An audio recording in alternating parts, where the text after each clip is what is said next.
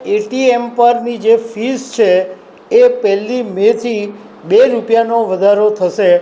અત્યાર સુધી જે એટીએમના ફ્રી ટ્રાન્ઝેક્શન સિવાયના જે ટ્રાન્ઝેક્શનો થાય છે એમાં 17 રૂપિયા ચાર્જ લાગે છે, પરંતુ હવે 19 રૂપિયાનો ચાર્જ લેવામાં આવશે। નમસ્કાર। રિઝર્વ બેંક ઓફ ઇન્ડિયાએ એક એવું નોટિફિકેશન બહાર પાડ્યું છે જે તમારે જાણવા જેવું છે, કારણ કે એ તમારી જિંદગીની સાથે જોડાયેલું છે। આરબીઆઈએ એક નોટિફિકેશનમાં એવું કીધું છે કે હવે એટીએમ પરની જે ફીસ છે એ 1 મેથી 2 રૂપિયાનો વધારો થશે। અત્યાર સુધી જે એટીએમના ફ્રી ટ્રાન્ઝેક્શન સિવાયના જે ટ્રાન્ઝેક્શનો થાય છે એમાં 17 રૂપિયા ચાર્જ લાગે છે, પરંતુ હવે 19 રૂપિયાનો ચાર્જ લેવામાં આવશે। તો આના વિશે તમારી સાથે વાત કરીશ।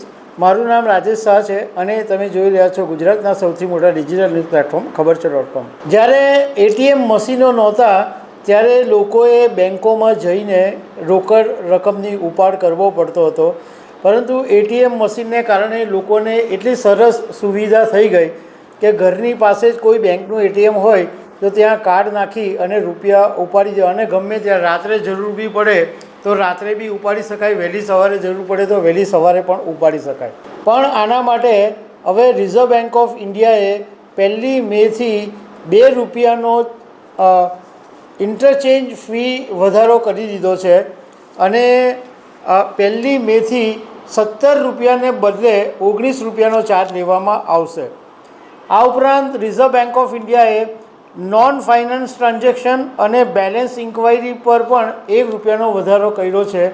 પહેલાં 6 રૂપિયા ચાર્જ લેવાતો હતો, હવે 7 રૂપિયા ચાર્જ કરી દેવામાં આવ્યો છે। હવે આની અંદર એક સામાન્ય ભાષામાં તમને સમજ પાડું તો એટીએમના જે ગ્રાહકો હોય છે એને જુદી જુદી બેન્કો અને જુદા જુદા શહેરોનો જુદો જુદો ચાર્જ હોય છે ફ્રી ટ્રાન્ઝેક્શનનો। જેમ કે મેટ્રો શહેરમાં તમે રહેતા હો તો તમારે 5 ટ્રાન્ઝેક્શનો તમને ફ્રીમાં કરવા મળે, એમાં તમને 1 પણ રૂપિયો નહીં લાગે। પરંતુ 5 ટ્રાન્ઝેક્શનની ઉપર તમે જેટલા બી ટ્રાન્ઝેક્શન કરો એની ઉપર દરેક ટ્રાન્ઝેક્શન પર હવે 19 રૂપિયા લાગશે।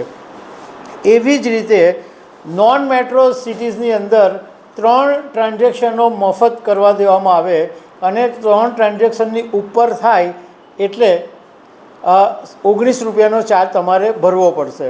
હવે રિઝર્વ બેંક ઓફ ઇન્ડિયાએ કીધું છે કે એટીએમ ઓપરેટરો છે એમની વારંવારની એવી રજૂઆત હતી કે એટીએમ ઓપરેશન્સનો જે ખર્ચો છે એ વધારે આવતો હોવાથી હવે આ ચાર્જ વધારવો જરૂરી છે, એટલે રિઝર્વ બેંક ઓફ ઇન્ડિયાએ આ ચાર્જ વધાર્યો છે।